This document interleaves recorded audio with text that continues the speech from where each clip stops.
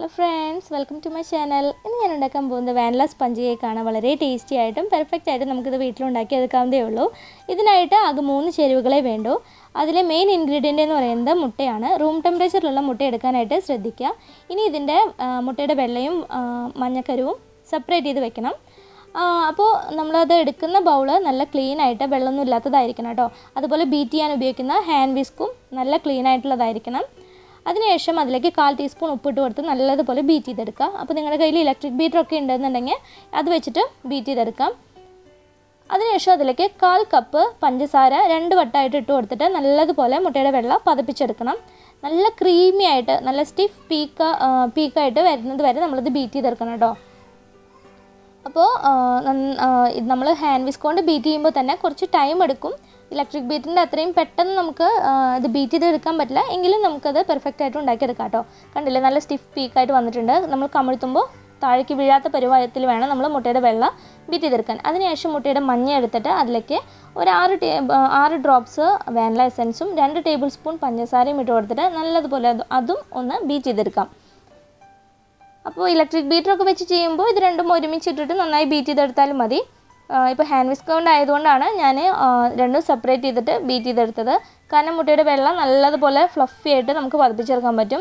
ഇത് രണ്ടും കൂടി ആകുമ്പോൾ അത്ര പെട്ടെന്ന് നമുക്ക് ബീറ്റ് ചെയ്ത് എടുക്കാൻ പറ്റില്ല. അതുകൊണ്ടാണ് ഞാൻ സെപ്പറേറ്റ് ആയിട്ട് എടുത്തത്.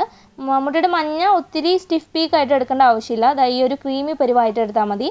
എന്നിട്ട് രണ്ടും ചേർത്ത് നല്ലതുപോലെ ഒന്ന് മിക്സ് ചെയ്തെടുക്കുക. ഒത്തിരി നമ്മൾ ഇളക്കി യോജിപ്പിക്കാൻ പാടില്ല, ജസ്റ്റ് ഒന്ന് മിക്സ് ചെയ്യാനേ പാടുള്ളൂ. അതിനുശേഷം അതിലേക്ക് 1/4 കപ്പ് കോൺഫ്ലവർ ആണ് ചേർത്ത് കൊടുക്കുന്നത്.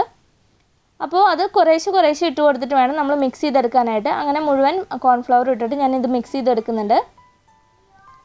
അപ്പോൾ ഒത്തിരി അങ്ങോട്ട് നമ്മൾ ബീറ്റ് ചെയ്തിട്ട് അത് യോജിപ്പിക്കാൻ പാടില്ല. അങ്ങനെ ആകുമ്പോൾ ആ ഒരു ഫ്ലഫിനെസ് പോവും. അപ്പോൾ പതുക്കേനെ നമ്മളതൊന്ന് യോജിപ്പിച്ചെടുക്കാം. അതിനുശേഷം ഇതുപോലെ ഒരു ട്രേ എടുത്തിട്ട്, ട്രേ ഇല്ലെങ്കിലും ഏതെങ്കിലും പാത്രത്തിൽ ആയാലും മതി, ഒന്ന് ഗ്രീസ് ചെയ്തതിന് ശേഷം ഓയിലോ ബട്ടറോ വെച്ച് ഗ്രീസ് ചെയ്തതിന് ശേഷം അതിലേക്ക് നമ്മുടെ ബാറ്റർ ഒഴിച്ച് കൊടുക്കാം. ഞാൻ കേക്ക് ട്രേയിൽ ബാറ്റർ ഒഴിച്ച് കൊടുത്തത് കുറച്ച് കൂടുതലായി പോയതുകൊണ്ട് കുറച്ച് അതിൽ നിന്ന് എടുത്തിട്ട് മറ്റൊരു ബൗളിൽ ബട്ടർ തേച്ച് അതിലേക്ക് ഒഴിച്ച് കൊടുക്കുകയാണ്. ഇപ്പോഴും നമ്മുടെ കേക്ക് ട്രേയിൽ പകുതിയോളം ബാറ്റർ ഉണ്ട്. ഇനി അതൊന്ന് ടാപ്പ് ചെയ്തതിന് ശേഷം 10 മിനിറ്റ് പ്രീ ഹീറ്റ് ചെയ്തിട്ടുള്ള ഒരു കടായിലോട്ട് നമ്മുടെ കേക്ക് ട്രേ വെച്ച് കൊടുക്കുകയാണ്. എന്നിട്ട് ലോ ഫ്ലെയിമിൽ തീ വെച്ചിട്ട് ഒരു 30-40 മിനിറ്റോളം നമുക്കതൊന്ന് ബേക്ക് ചെയ്തെടുക്കണം. അപ്പോൾ നമ്മൾ മാറ്റിയിട്ടുള്ള ഒരു ബൗളിലേക്ക് നമ്മൾ കേക്കിൻ്റെ ബാറ്റർ ഒഴിച്ച് കൊടുത്തല്ലോ, അത് ഇതുപോലെ പ്രീ ഹീറ്റ് ചെയ്തിട്ടുള്ള ഒരു കുക്കറിലാണ് വെച്ച് കൊടുക്കുന്നത് കേട്ടോ. ഇനി അത് അടച്ച് വെച്ചിട്ട് നമുക്ക് ബേക്ക് ചെയ്തെടുക്കാം. അപ്പോൾ ഒരു 25 മിനിറ്റ് ആയപ്പോഴേക്കും നമ്മുടെ കടായിലത്തെ കേക്ക് നന്നായിട്ട് ഭയങ്കരമായിട്ട് പൊങ്ങി വന്നിട്ട് മൂടിയിൽ മുട്ടി. അപ്പോൾ ഞാൻ ഓപ്പൺ ചെയ്തപ്പോൾ അത് താന്നു പോയതാണ് കേട്ടോ ഇത്. അപ്പോൾ ആ ഒരു സമയപ്പോൾ ഞാനൊരു 30 മിനിറ്റ് ആയപ്പോഴേക്കും നമ്മുടെ കുക്കറിൽ തുറന്ന് നോക്കിയപ്പോൾ കറക്റ്റായിട്ട് ബേക്കായി വന്നിട്ടുണ്ട്. കണ്ടില്ല, അതിൻ്റെ കളറൊക്കെ നല്ല ഭംഗിയായിട്ടുള്ള കളർ വന്നിട്ടുണ്ട്. ഇനി നമുക്ക് കടായിൽ ഓപ്പൺ ചെയ്ത് നോക്കാം. അതൊരു 35 മിനിറ്റ് വെച്ചു കേട്ടോ കടായിൽ. അപ്പോൾ അതും സ്റ്റിക്ക് കൊണ്ട് കുത്തി നോക്കിയപ്പോൾ നന്നായി പാകമായിട്ടുണ്ട് കേട്ടോ. ഇനി നമുക്കത് നന്നായി തണുത്തതിന് ശേഷം മാത്രം ഒരു പ്ലേറ്റിലോട്ട് മാറ്റാം. അപ്പോൾ കുക്കറിൽ വെച്ചിട്ട് ബേക്ക് ചെയ്തിട്ടുള്ള കേക്കാണിത്. ഇനി അത് കട്ട് ചെയ്ത് കാണിച്ചു തരാം.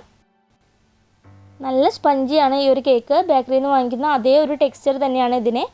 അപ്പോൾ നിങ്ങൾ ബാറ്റർ ഒഴിക്കുമ്പോൾ കുറച്ച് ശ്രദ്ധിച്ച് 1/4 ഭാഗം മാത്രം ഒഴിക്കാൻ ശ്രദ്ധിക്കുക. അപ്പോൾ നല്ല കറക്റ്റായിട്ട് നമുക്ക് അതിൻ്റെ ആ ഒരു ഫിനിഷിങ് കിട്ടും കേട്ടോ.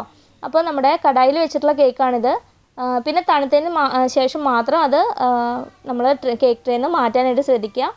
അപ്പോൾ നല്ല ക്ലിയർ ആയിട്ട് നമുക്ക് കിട്ടും. ഇനി ഇത് കട്ട് ചെയ്ത് കണ്ടോ, നല്ല സ്പോഞ്ചിയാണ്. അപ്പോൾ എല്ലാവരും ഇത് ട്രൈ ചെയ്ത് നോക്കുക. വളരെ പെർഫെക്റ്റ് ആയിട്ട് നമുക്ക് ഈ ഒരു കേക്ക് ഉണ്ടാക്കിയെടുക്കാവുന്നതേ ഉള്ളൂ. നിങ്ങൾക്ക് വീഡിയോ ഇഷ്ടമായെന്ന് വിചാരിക്കുന്നു. ഇഷ്ടപ്പെട്ട് കഴിഞ്ഞാൽ ലൈക്ക് ചെയ്യാനും ഷെയർ ചെയ്യാനും കമൻറ്റ് ചെയ്യാനും മറക്കരുത് കേട്ടോ. Thanks for watching.